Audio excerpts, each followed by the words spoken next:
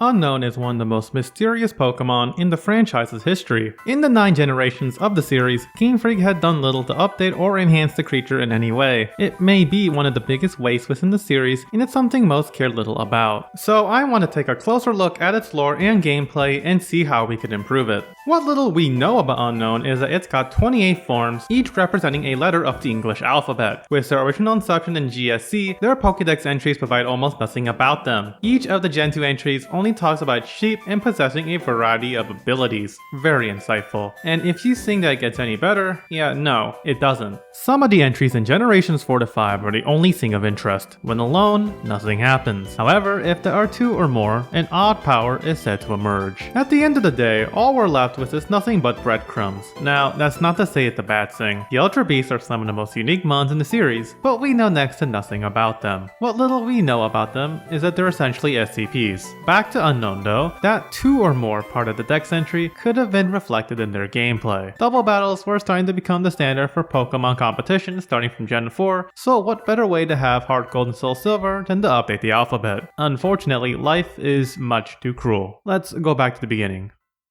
In Generation 2, they can only be found in the ruins of Alph, aka the biggest piece of nothing in the game. Now okay, that might be a bit much, but let's be real here.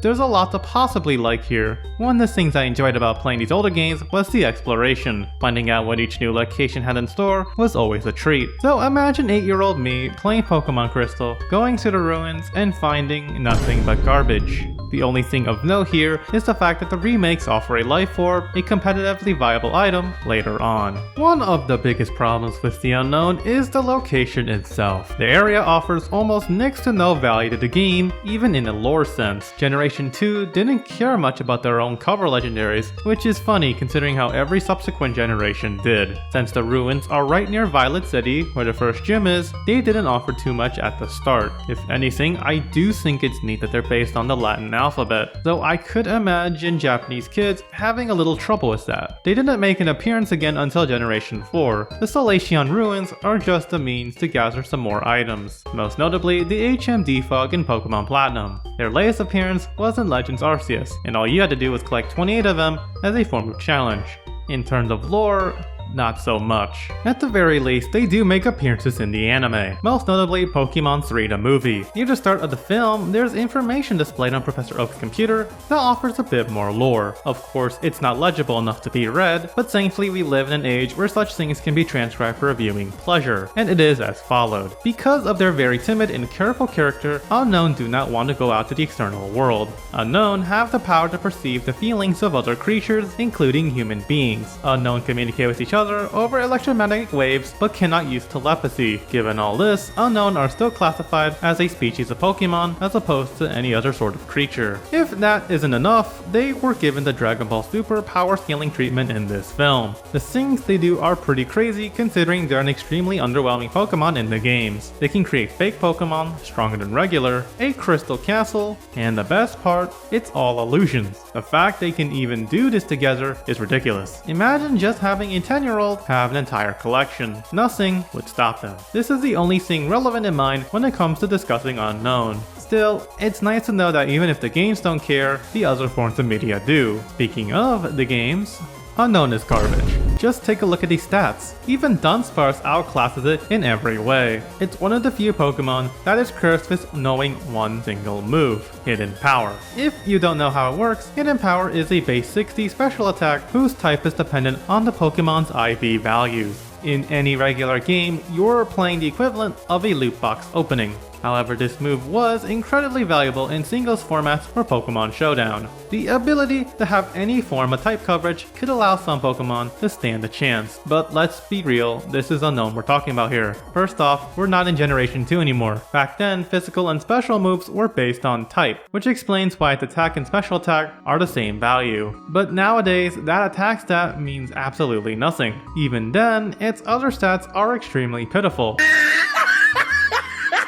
Imagine being outclassed by Onix. Couldn't be me. The fact they never bothered giving it more than one move is a huge travesty. I get what they were going for though. The ruins of Alph were placed really early into the game. As such, they probably didn't want to create something with over 400 base stat for balance purposes. But does that matter when, in the same city, you can trade a Bellsprout for an Onix? Sure, its move pool isn't much to look at, but at least it had moves, especially TMs. Really, the only thing holding that back was the fact that Steelix was a trait evolution. Interestingly enough, Hidden Power got quite the change in Legends Arceus. Unown is the only Pokemon capable of using it. Instead of changing its type based on IVs, it will change type based on the opposing Pokemon's weakness. Dual types will prioritize quadruple weakness. This might be the greatest thing it'll ever accomplish in a Pokemon game. Like, imagine if this was in the base game. Though I think if they did, Smogon might get a stroke. Put simply, there was a lot that Game Freak could have done with this Pokemon, though you could say that about a lot of other Mons. Still, Unown is a pretty cool concept, but because Unown has 28 forms, that means that plenty of Pokemon could have taken its spot in Gen 2 due to data limitations. As such, we just have to work with what we have. I think the first part is the ruins of Alph itself. It's right next to Violet City. By that point, most of your team should already be level 9 at the very least. As such, Unown's stats are total dog water in order to prevent balancing issues. While we can't do much about that in Gen 2, we could at least make some improvements reflecting modern generations. The ruins would be left as is, but Unown could be found after a certain point. For now, it exists to give some interesting lore. Maybe hint at the cover legendaries, at least connected to them and the plot in some way.